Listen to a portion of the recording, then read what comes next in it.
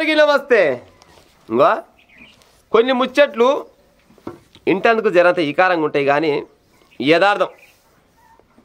ఇవాళ పేపర్లు వచ్చిన ముచ్చటే చెప్తా.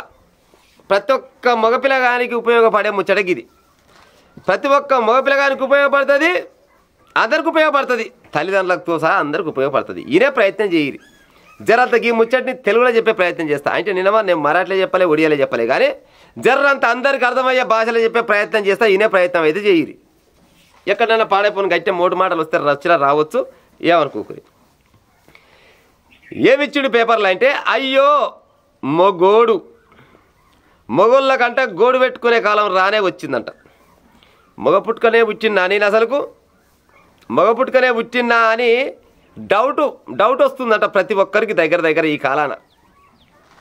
ఎందుకంటే 15 నుంచి 20% మంది మొగోళ్ళ కంట చాలా రకాల సమస్యలు ఉన్నాయట. ఏం సమస్యలు అంటే సర్పంచ్ సమస్యలు ఉన్నాయట. అంత సర్పంచ్ సరిగా లేడంట, పాడైపోను. డాక్టర్లు చెప్పిన ముచ్చటే, నేనేదో గుండాలు ఎత్తేయాలనే ఉద్దేశం అయితే కాదు. సర్పంచ్లు అంటే పని చేస్తలేరంట.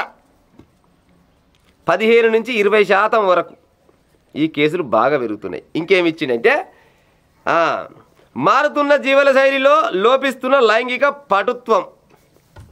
మళ్ళీ పోతే జనరేషన్ జెడ్ వాళ్ళంటే వాళ్ళు అంటారు 90s కిడ్ అంటారు కదా.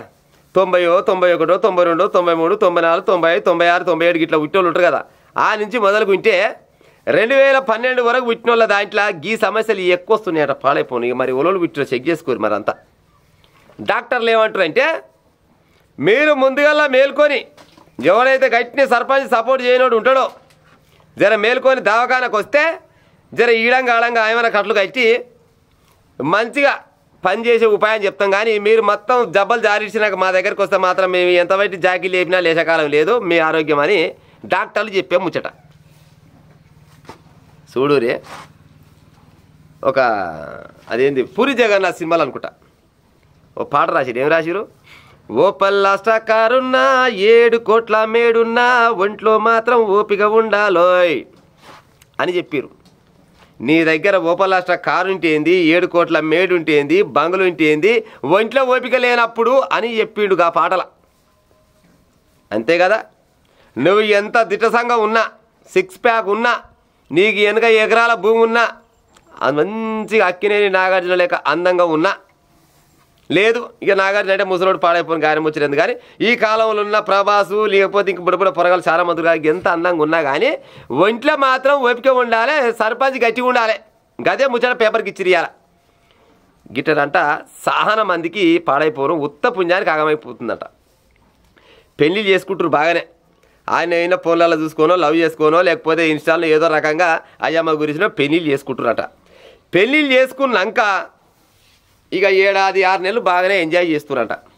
ఆ తర్వాత 2 నెలలు అయిందనుకో, పక్కింట్లో ఉండే ముసలాడు ఏమంటాడు, ఏమా పిల్ల సప్పు లేదు ఇంట్లో అని పాడైపోను. ఏ తల్లి నీ ఏమా పిల్లలకి మరే మా కాలంలోనా చింతపండు అయ్యేది ఏది పిల్ల 2 నెలలు అయిపోయా పిల్లలేదు జల్లలేరు, ఏ దవాఖాన కన్నా పోయిరా పోరి అని అంటారు ముసలోళ్ళు.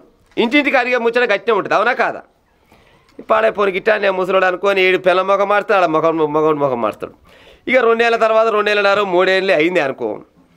ఇక అప్పటిదాకా అత్తగారి ఇంట్లోకి పోతే పెళ్ళి అయిన కొత్తలు పోగానే చెమ్ము చేతికిచ్చి తువాల చేతికిచ్చి మంచం వేసి కురిసేసి కూసో అయ్యా కళ్ళు తాగుతావా, మంద తాగుతావా, బీర్ తాగుతావా, ఆమ్లెటా, చికెనా, మటనా అని చేతికి ఇస్తారు అత్తగారు అల్లునికి.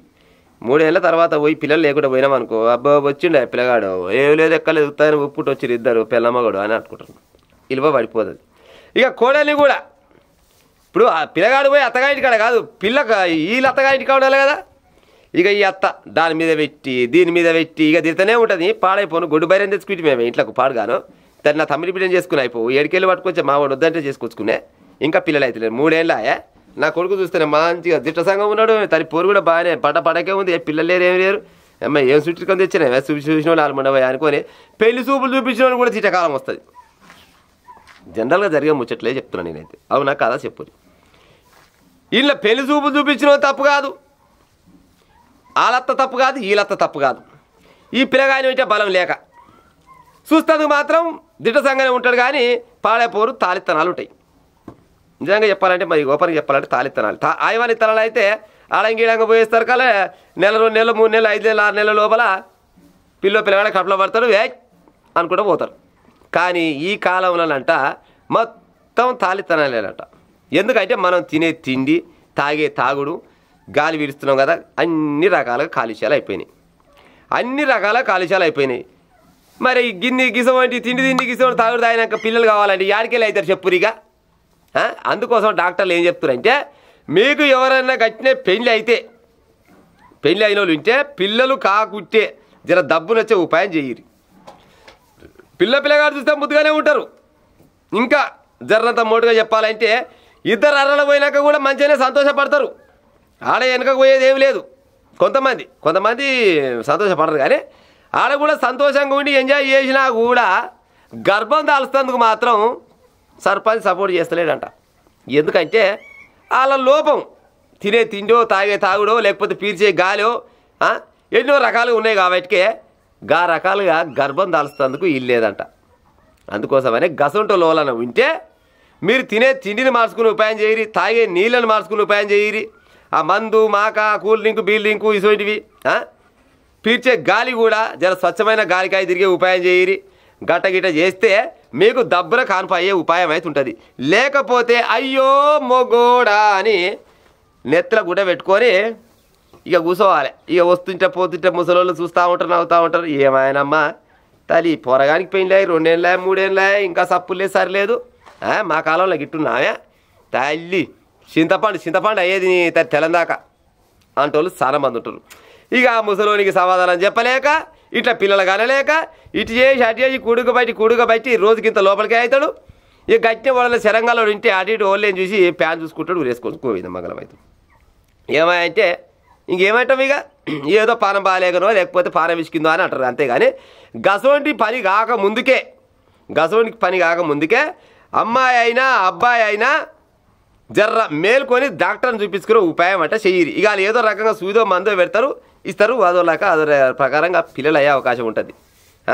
ఈ జనరేషన్ జెడ్లో పరిస్థితి మరి. ఇప్పుడు జనరేషన్ జెడ్ అంటే ముందుగానే చెప్పిన కదా 90 కిడ్స్ కదా, ఆ 90స్లో పుట్టడం వాళ్ళ తప్పు కాదు, కానీ గాలకు కూడా గిసోటి సమస్యలే వస్తున్నాయంట.